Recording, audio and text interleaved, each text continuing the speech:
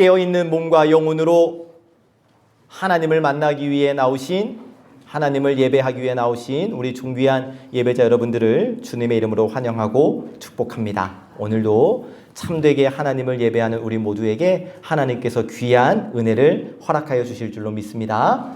우리 주변 분들과 함께 인사 나누실 때 처음 뵙는 분들도 있어요. 많이 보입니다. 더 환하게 활짝 웃으면서 민망하지 않으시도록 인사 나누시면 좋겠습니다. 먼저 저하고 인사 나누실게요. 사랑합니다. 사랑합니다. 축복합니다. 축복합니다. 가까이 계신 분들과 먼저 인사 나누시고요. 사랑합니다. 축복합니다. 멀리 계신 분들과도 인사합시다. 사랑합니다. 축복합니다. 감사합니다. 잘 오셨습니다. 우리가 지난 2주 동안 예배를 주제로 말씀을 나누었어요. 먼저 첫 번째로 예배 시간에 왜 졸릴까? 라는 질문을 통해서 예배의 자리에 앉아있는 우리의 영혼이 깨어 있는가를 돌아보았고, 지난주에는 나는 왜 예배하는가? 라는 제목의 말씀을 나누면서 예배의 중심에는 나의 필요보다 하나님이 계셔야 한다는 말씀을 나누었고, 오늘은 이 예배 시리즈 설교를 마무리하면서 조금 더 직접적인 질문을 던지려고 하는데, 여러분, 진짜 예배 드린 사람 맞습니까? 여러분, 진짜 예배 드리신 사람 맞습니까? 아멘 하니까 이제 저는 끝내야 할 것 같은데요. 이 질문이 사실 불편합니다. 왜냐하면 우리는 오늘 또 이 더운 날씨 속에서도 예배 드리기 위해서 교회에 왔거든요. 함께 찬송했고 함께 기도했고 지금 하나님의 말씀 듣기 위해서 이 자리에 앉아 있거든요. 그런데 여러분, 정말 사랑하는 여러분, 우리가 예배 순서에 참여했다라는 것과 진짜 하나님을 예배했다라는 것이 같은 의미일까? 우리는 정해진 시간에 예배를 시작하고 정해진 순서를 따라 예배를 드립니다. 그래서 축도까지 다 끝나고 나면 오늘 또 나 예배 잘 드렸다 라고 생각을 해요. 그러나 여러분, 예배는 우리가 스스로 드렸다고 내가 인정하면 끝나는 것이 아니라는 거예요. 내가 예배를 드렸다면 드린 예배를 받으시는 분이 계실 거 아닙니까? 우리 하나님. 그러니까 예배는 내가 드렸다고 해서 끝나는 것이 아니라 내가 드린 예배를 하나님께서 받으셔야 내 예배 드림이 진짜 예배 드림이 되는 거예요. 그래서 우리에게는 더 중요한 질문이 있는데, 나는 예배 드렸다고 생각하는데 하나님은 내가 드린 예배를 받으셨을까? 이 질문입니다. 신앙생활을 오래 할수록 예배의 순서가 너무 익숙해요. 언제 일어나는지 않는지를 알고 있고, 이 순서 다음은 또 어떤 순서다, 이것을 너무나 잘 알고 있어요. 그래서 누군가는, 한 예배학 교수님은 성도들에게 예배의 순서는 우주와 같다. 그러니까 예배 순서 바뀌면 우주가 무너지는 거다. 이렇게까지 이야기를 하던데, 여러분, 예배의 형식, 순서에 익숙해지는 것과 하나님 앞에 진실하게 서는 것이 다를 수 있다는 겁니다. 입술로는 찬송을 하지만 마음은 다른 곳에 가 있을 수 있어요. 대표 기도하실 때 그 기도의 문장을 따라가기는 하지만 그 기도에 내 마음을 담지 않을 수도 있어요. 말씀이 선포되었는 이때에도 내가 이미 알고 있는 내용이네 라고 생각하면서 흘려보낼 수 있어요. 예배는 드린다고 하지만 정작 내 마음을 하나님께 온전히 열지 못한 채 예배가 끝나버릴 수도 있다는 겁니다. 여러분, 우리는 보통 예배를 생각할 때에 내 느낌을 먼저 생각합니다. 내 느낌, 내가 기준이에요. 오늘 내가 은혜 받았다. 오늘 내가 들은 설교가 좋았다. 혹은 오늘 설교는 내가 듣기에 너무 어려웠다. 찬양, 찬송을 내가 모르는 것을 하니까 나에게 은혜가 되지 않는다 등등, 내 느낌, 내 감정, 내 생각이 예배의 중심일 때가 너무 많아요.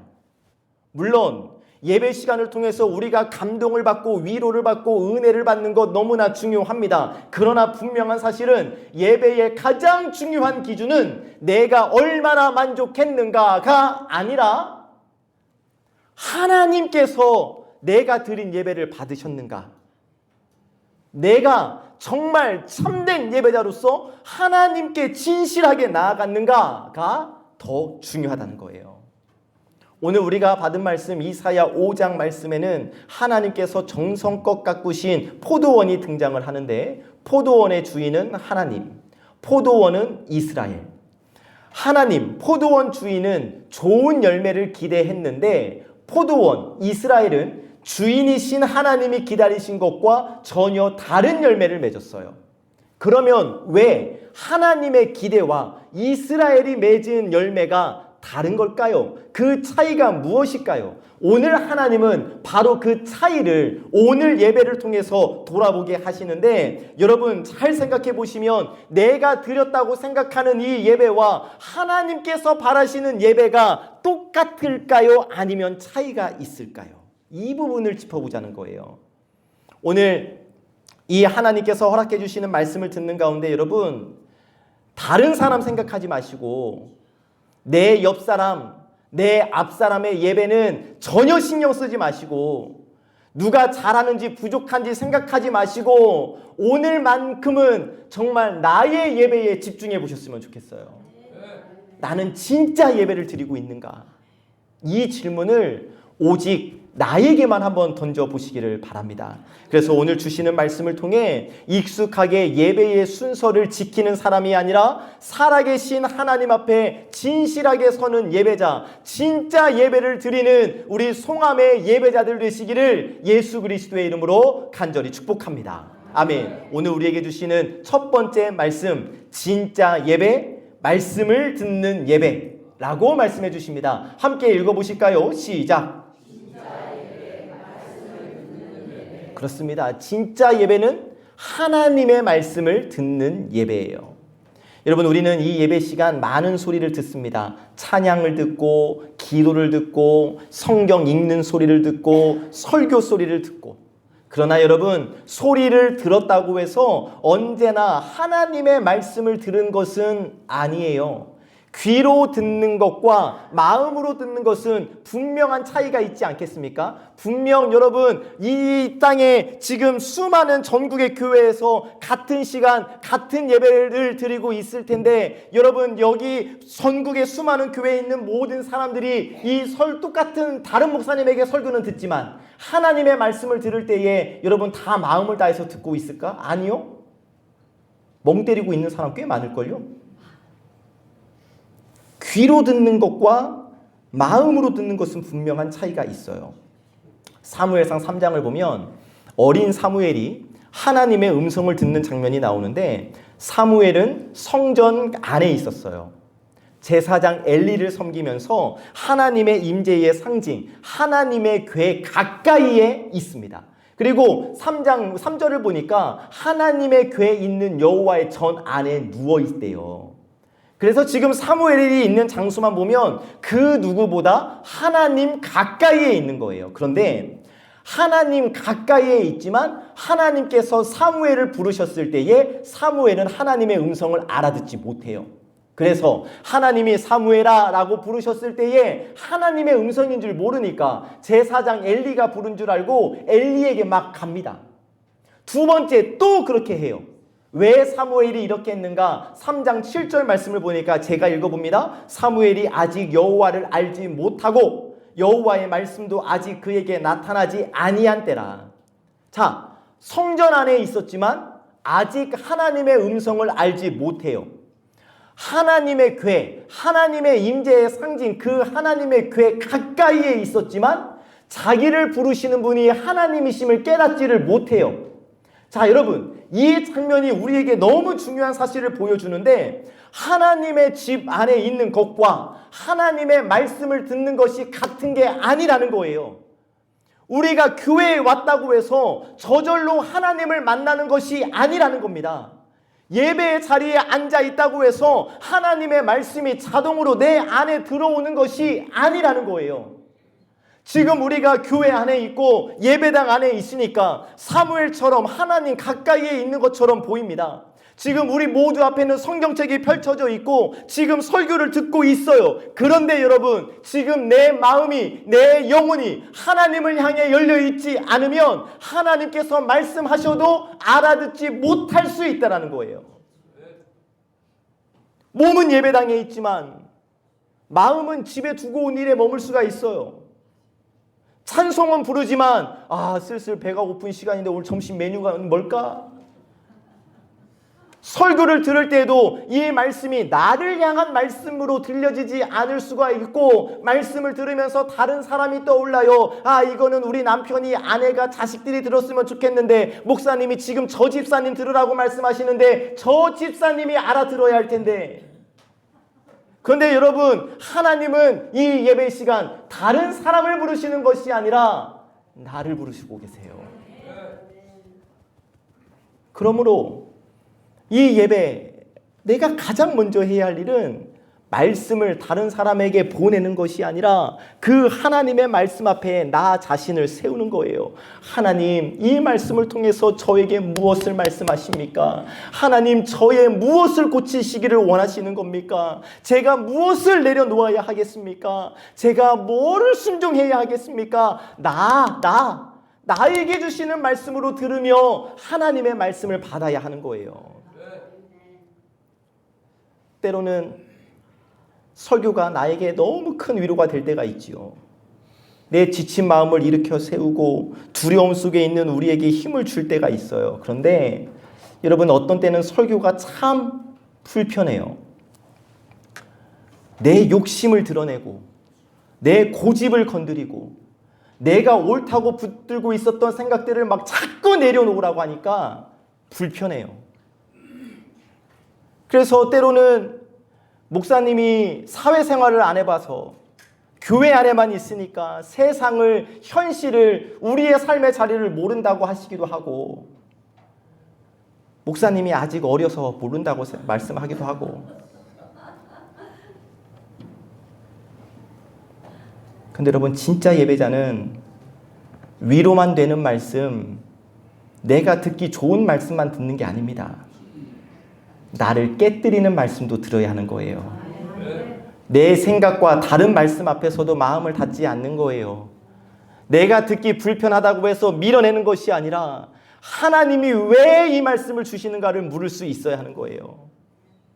여러분, 대다수의 사람들은 설교 말씀을 들을 때 100% 하나님이 나에게 주시는 말씀이다 라고 듣기보다 설교자를 평가합니다. 오늘 설교가 재미있었나?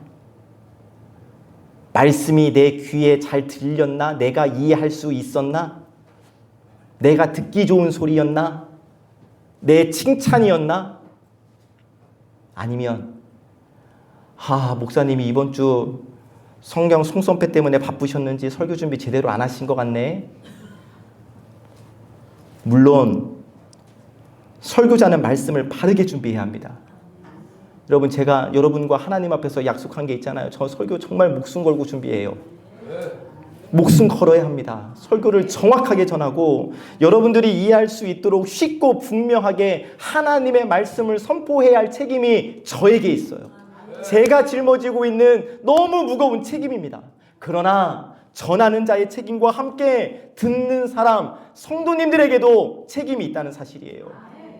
설교 말씀이 내 마음에 맞는가를 판단하기 전에 내가 선포되어지는 하나님의 말씀 앞에 서 있는가를 돌아볼 수 있어야 한다는 겁니다. 또 이미 알고 있는 말씀이라고 그냥 흘려보내시면 안 돼요. 여러분, 지금까지 신앙생활 해오시면서 사랑하라, 용서하라, 기도하라, 감사하라, 얼마나 말씀을 많이 들으셨어요. 다 알고 계시죠? 사랑하라 하면은 또 저 얘기, 감사하라 또 저 얘기, 기도 얘기, 목사님 또 시작하셨네 이러잖아요. 그런데 여러분, 말씀을 안다는 것은 뭐냐면 그 말씀 때문에 내가 달라지는 거예요. 용서하라는 말씀을 많이 들었는데 끝까지 용서하지 못한다면 용서하라는 말씀을 아는 게 아니에요. 사랑하라 라는 말씀을 들었을 때 사랑에 대해서 제가 말이죠, 설교를 잘 들어서 고린도전서 13장의 사랑장이라는 것을 알고 있고, 사랑은 언제나 오래 참고 온유하며 이런 것들을 다 설명할 수 있을지라도 정작 나의 가까운 사람, 우리 성도들을 사랑하지 않는다면 사랑하라는 말씀을 아는 게 아니에요. 그래서 이렇게 말씀하십니다. 야고보서 1장 22절 함께 시작.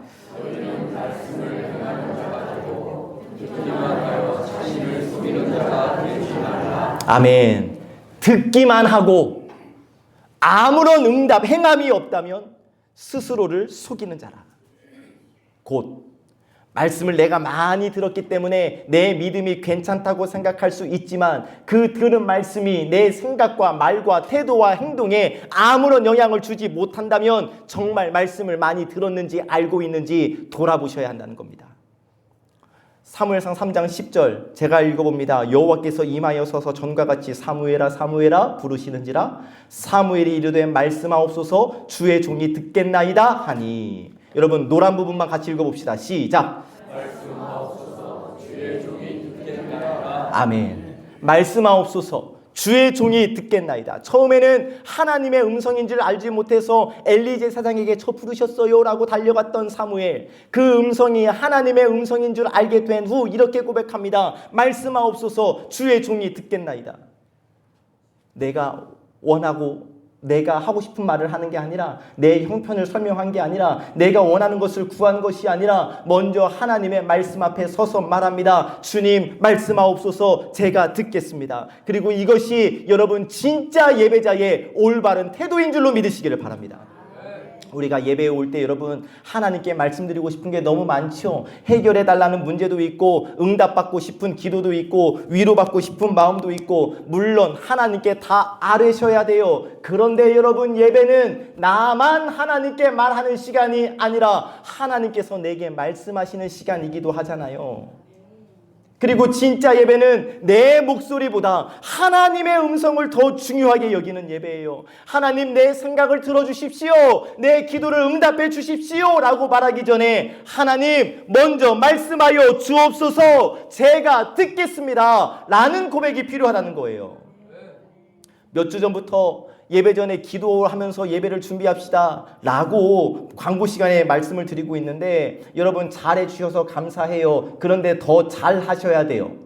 더 잘 하기 위해서 딱 알려드립니다. 핸드폰 꺼내셔서 사진 찍어 놓으세요. 이거 찍으시라고요. 외우시든지 찍으시든지.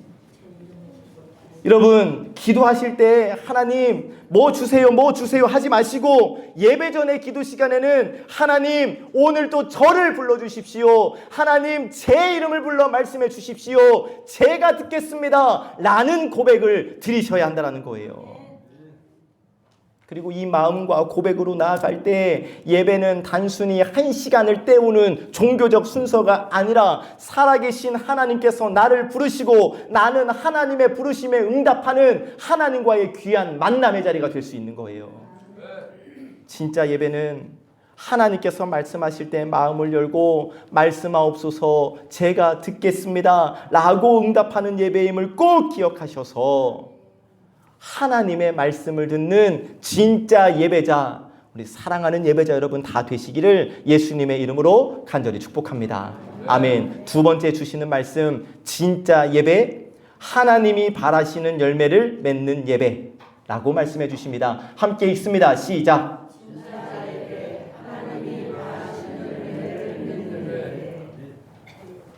힘 좀 내시지요? 다시 한번 시작.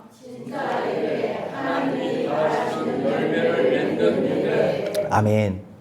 자, 말씀하옵소서 제가 듣겠습니다 라고 고백하고 하나님의 말씀을 진짜 들었다면 그 들은 말씀은 내 안에 가만히 머물러 있는 것이 아니라 그 들은 말씀이 내 마음을 바꾸고 생각을 바꾸고 말을 바꾸고 태도를 바꾸고 결국 삶의 열매로 나타내지게 되어져 있어요. 그래서 진짜 예배를 드렸는가는 이 예배 시간 1시간 안에서 확인될 수 있는 게 아니고 찬양할 때 얼마나 큰 목소리로 불렀는지, 말씀 들으면서 얼마나 감동했는지, 아멘을 얼마나 크게 했는지도 중요하지만 진짜 예배를 드렸는가는 예배가 마쳐진 뒤 내가 어떠한 모습으로 살아가는가를 통해서 증명되는 거예요. 오늘 받은 말씀 이사야 5장에서 하나님은 이스라엘을 포도원에 비유를 하셔요. 2절을 보니까 포도원 주인 하나님은 좋은 열매를 맺기 위해서 정성을 다해요. 땅을 파고 돌을 골라내고 좋은 극상품 포도나무를 심고 그 포도원을 지킬 망대를 세우고 그리고 포도가 익으면 사용할 술틀까지 만들어 놓고, 그러니까 좋은 열매가 맺히도록 필요한 모든 것들을 다 준비해 놓은 거예요.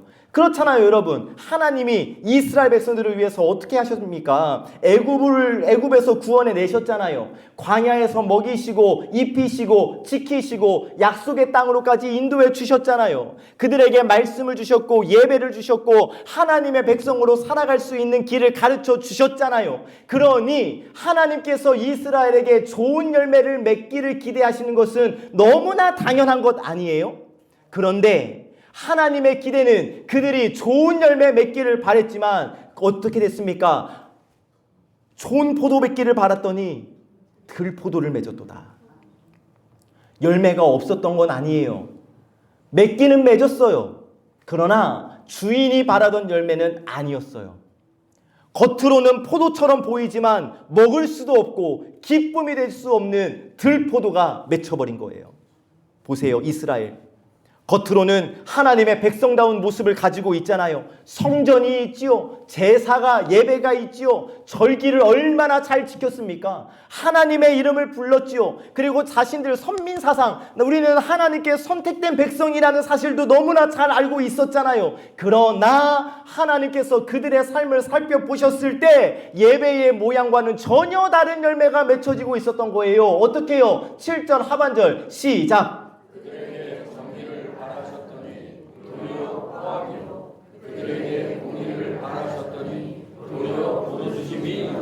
아멘. 하나님은 정의를 바라셨어요. 그런데 힘 있는 사람들이 약한 사람들을 억눌렀어요. 하나님은 공의를 바라셨어요. 그런데 억울한 일을 당한 사람들의 울음소리가 끊이지를 않았어요. 무슨 뜻인가? 하나님을 예배했지만 사람을 함부로 대한 거예요. 하나님의 은혜를 말했지만 약한 사람들의 아픔을 외면했던 거예요. 하나님 복 주시옵소서, 복 주시옵소서라고 예배 시간에 기대했지만 다른 사람들의 아픔에는 무관심했던 거지요. 이것이 바로 하나님께서 말씀하시는 들포도예요. 우리가 이 말씀을 지난 주중에도 아침 예배 또 큐티를 통해 묵상을 했는데 여러분, 저는 참 불편했습니다. 왜냐?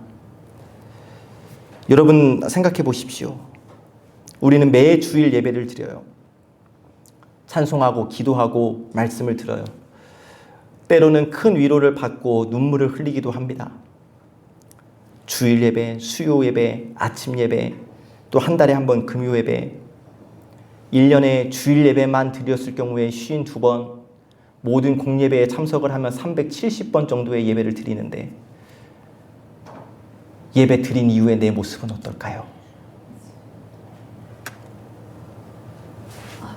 그 예배를 통해서 우리가 아침 예배를 제외하고는 꼭 사랑합니다, 축복합니다라고 인사를 나누는데 예배 시간에는 그렇게 온화하고 예쁘고 아름다운 모습으로 사랑합니다, 축복합니다를 하지만 그리고 하나님의 말씀 사랑하라, 용서하라, 감사하라, 기도하라는 말씀을 듣지만 정작 예배가 끝난 뒤에는 성도들을 함부로 대하고 함부로 말하고 있지는 않은가? 예배 시간에는 사랑과 용서를 말하면서 정작 나를 힘들게 한 사람에 대해서는 끝까지 미워하고 있지는 않은가? 하나님께 복 주시옵소서, 은혜 주시옵소서라고 그렇게 복과 은혜를 구하면서도 어려움과 아픔이 있는 성도들의 형편에 대해서는 무관심하고 있지는 않은가? 말씀을 들을 때에 다른 사람들의 잘못은 잘 떠오르지만 내 잘못을 지적받으면 목사님에게 기분이 나쁘고 내 마음이 닫혀져 있지는 않은가?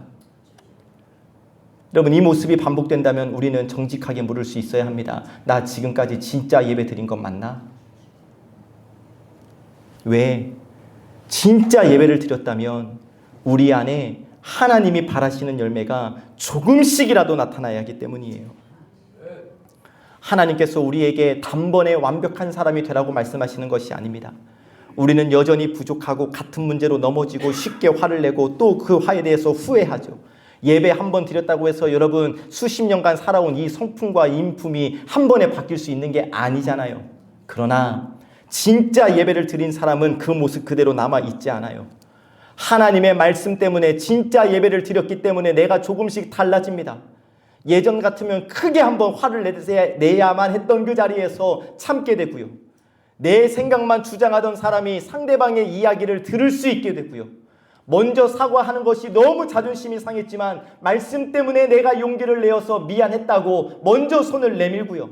그 미워하는 마음이 쉽게 사그러지지 않을지라도 그 사람을 위해 짧게라도 기도를 하고요. 힘들어 보이는 사람이 있으면 그냥 지나치지 않고 먼저 안부를 묻고요. 이러한 작은 변화가 하나님께서 기다리시는 좋은 열매라는 사실이에요. 그리고 사랑하는 여러분, 신앙생활을 오래 하셨으면 이 열매가 더 분명해져야 하는 겁니다. 교회를 오래 다니신 만큼 더 겸손하셔야 하는 겁니다. 말씀을 많이 들은 만큼 더 따뜻해지셔야 하고, 은혜와 복 많이 받은 만큼 다른 사람을 더 넓게 품을 수 있으셔야 합니다. 그런데 사랑하는 여러분, 오히려 신앙생활을 오래 할수록 내 생각이 옳다고 여기고 장로 권사의 직분을 받았다는 이유로 다른 사람들을 더 쉽게 판단하고 더 오래 봉사했고 많이 섬겼다는 이유로 인정받기를 원한다면 조심하셔야 합니다. 그것이 열매처럼 보일 수 있지만 하나님이 바라신 열매는 아니기 때문입니다. 여러분, 예배의 열매는 사람을 살립니다. 그래서 내가 말씀을 많이 안다고 해서 누군가를 눌러서는 안 돼요. 내가 믿음이 있다면서 누군가에게 상처를 주어서는 안 됩니다. 내가 직분을 받았다는 이유로 누군가의 위에 군림하시면 안 되는 거예요. 진짜 예배를 드렸다면 진짜 예배를 드린 나는 더 따뜻해져야 하고, 내가 진짜 예배를 드렸다면 내 곁에 내 옆에 앉아있는 사람이 나를 통해서 하나님의 사랑을 느끼고 예수님을 볼 수 있어야 하며, 내가 진짜 예배 드렸다면 예배 드린 사람다운 모습이 나타나져야 하는 거예요. 우리 송암교회의 예배자들이 이런 진짜 예배자 되기를 주님의 이름으로 축복합니다. 사랑하는 진짜 예배자 여러분, 우리 송암교회의 예배자는 예배를 드릴수록 사람을 더 귀히 여기는 사람입니다. 어떻게 해요? 처음 교회에 오신 분들이 예배 순서를 몰라도, 성경을 잘 찾지 못해도 눈치 주지 않고 자연스럽게 도와줄 수 있는 사람, 처음 보는 분이 예배에 조금 늦게 오셔서 자리를 이리저리 헤매고 있을 때에 내가 지금까지 수십 년 동안 앉아 있었던 자리이지만 그 자리를 내어주고 이 자리에 앉아서 예배하세요라고 내 자리를 내어줄 수 있는 사람, 어린아이가 소리를 내고 조금 움직일지라도 그 아이가 믿음 안에서 성장하는 과정임을 이해하며 품어주는 사람, 담배 냄새가 나도 눈치 주지 말고 하나님, 저분 담배 끊을 수 있도록 성령 충만을 허락해 주십시오 라고 기도해 주는 사람, 그 사람이 바로 진짜 예배자인 줄로 믿습니다. 여러분, 하나님이 지금 이 시간 우리 송암교회라는 포도원을 바라보시고 우리가 몇 명이 모여서 예배 드리고 있고 몇 번 예배를 드리는가를 세시는 것이 아니라 이 예배를 통해서 우리가 어떠한 사람이 되어가고 있는가를 보십니다. 이 말씀이 우리 안에 들어와 사랑이 되고 용서가 되고 겸손이 되고 사람을 살리는 따뜻함 되기를 원하시는 줄로 여러분 믿으시기를 바라요. 정말 진심으로 사랑하는 우리 송암교회 예배자 여러분, 진짜 예배는 예배당 안에서 은혜 받았다고 해서 끝나는 게 아니에요. 진짜 예배는 하나님께서 바라시는 열매가 우리의 말과 태도와 관계 속에서 나타나는 것이 예배라는 것을 여러분 꼭 기억하시기를 주님의 이름으로 부탁을 드립니다. 말씀을 정리합니다. 여러분, 왜 3주 동안 예배를 주제로 하나님이 말씀을 허락해 주셨을까? 여러분, 저는 송암교회의 담임 목사로서 우리 교회의 예배를 진지하게 고민하고 있습니다.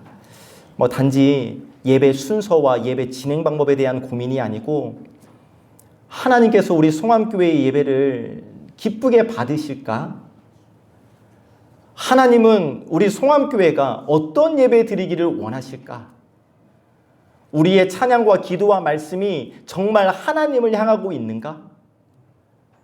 여러분들 이렇게 더운 날씨에 땀 흘리시면서 교회에 오시는데 이 예배를 통하여 살아계신 하나님을 만나고 계신가? 여러분, 이 질문들을 제가 가볍게 넘기지 못하겠더라고요. 담임 목사가 설교 잘 준비하고 예배 잘 인도하면 되지. 이게 아니더라고요. 여러분들의 예배가 하나님께서 기뻐하시는 예배가 되도록 계속 살피고 기도하고 바르게 세워가는 일이 저에게 맡겨준 가장 중요하고 무거워진 책임이기에 계속 예배에 대해서 생각하고 기도합니다. 3주 동안 말씀을 준비하면서 저 스스로에게도 계속 물어봤어요. 여러분 말고 일단 나 하나님만을 높이며 바르게 예배를 인도하고 있는가? 내 생각과 욕심이 아니라 하나님의 말씀을 바로 전하고 있는가? 요즘 한국교회의 설교 트렌드가 은혜 받으세요, 복 받으세요 해야 하고 그래야 성도들이 좋아하니까 무조건 그 설교만 하고 있는 것은 아닌가? 성도들이 하나님께 더 가까이 나아갈 수 있도록 진짜 돕고 있는 목사 맞는가? 목사로 부름을 하든 저부터 하나님의 시선 앞에서 계속 이 질문을 해야 할 것이고, 그런데 여러분, 이 질문은 여러분들도 붙들으셔야 할 질문일 겁니다. 진짜 예배는 목사 한 사람이 만들 수 없거든요. 대표 기도자와 반주자와 방송 헌금위원 안내위원만 준비한다고 예배가 진짜 예배가 되는 게 아니거든요. 우리 모두가 하나님 앞에서 진실한 예배자로 설 때에 그때 우리가 함께 드리는 이 예배는 하나님께서 받으시는 진짜 예배가 되는 겁니다. 여러분, 우리 송암교회가 하나님께서 기뻐하시는 예배 공동체 되기를 간절히 소망합니다. 모인 사람들의 수로 만족하는 거 아니라 이 자리에 모인 사람들이 한 사람도 빠짐없이 살아계신 하나님을 만나는 예배 되기를 간절히 원합니다. 찬송 소리만 큰 교회가 아니라 마음을 다해 하나님을 높이는 교회 되기를 원하고, 기도의 문장만 이어지는 것이 아니라 온 성도들이 자신의 마음을 담아 하나님께 부르짖는 교회 되기를 원합니다. 말씀 많이 들어서 성경 지식만 아는 교회가 아니라 들은 말씀 앞에서 나 자신을 낮추고 이 말씀 앞에 순종하는 우리 교회가 되기를 원합니다. 하나님이 송암교회라는 포도원에서 무엇을 바라고 계실까? 여러분, 우리의 예배의 모양만이 아니에요. 사랑의 열매, 용서의 열매, 겸손의 열매, 순종의 열매, 그리고 사람을 살리는 열매를 우리 송암교회를 통해 맺기를 원하시는 줄로 저는 믿어요. 그래서 바라고 축복하기는 여러분, 정말 우리 진짜 예배 드려봅시다. 어린아이부터 어르신까지 누구라도 이 예배당 안에서 예배 드리는 순간 하나님을 만나는 기쁨과 감격으로 충만해지는 우리 예배 공동체가 되기를 원합니다.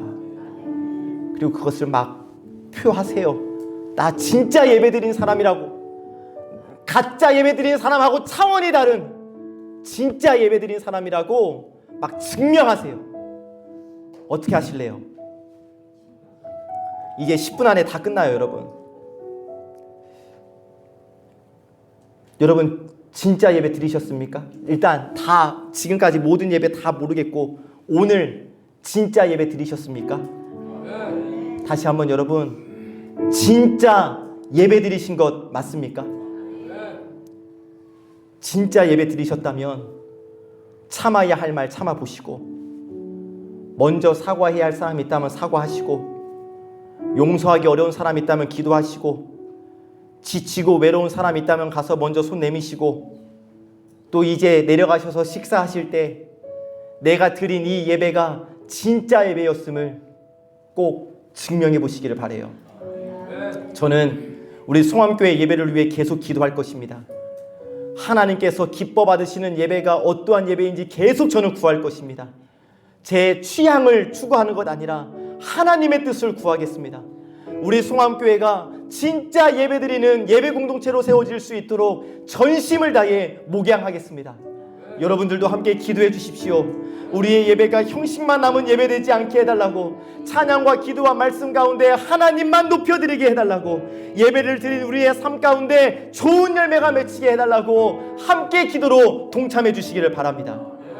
그래서 하나님이 우리 교회를 바라보시면서, 그래, 송암교회가 나를 진심으로 예배하고 있구나, 내가 그토록 기다리던 좋은 열매가 송암교회에서 맺혀지고 있구나, 칭찬받는 우리 교회, 그리고 여러분 되시기를 예수 그리스도의 이름으로 간절히 축복합니다. 우리 모두가 다 하나님께서 진짜 원하시는 예배자 되고, 우리 송암교회가 진짜 참된 예배 공동체가 세워지게 됨으로 하나님께서 우리를 바라보시고 한박 웃음 지으실 수 있도록, 그렇게 진짜 예배를 드리는 우리 모든 예배자들, 진짜 예배자들 되시기를 참 좋으신 예수 그리스도의 이름으로 간절히 축복합니다. 진짜 예배를 드린 사랑하는 여러분, 우리 자리에서 일어나셔서 주신 말씀 마음에 결단하며 찬양 올려드립니다.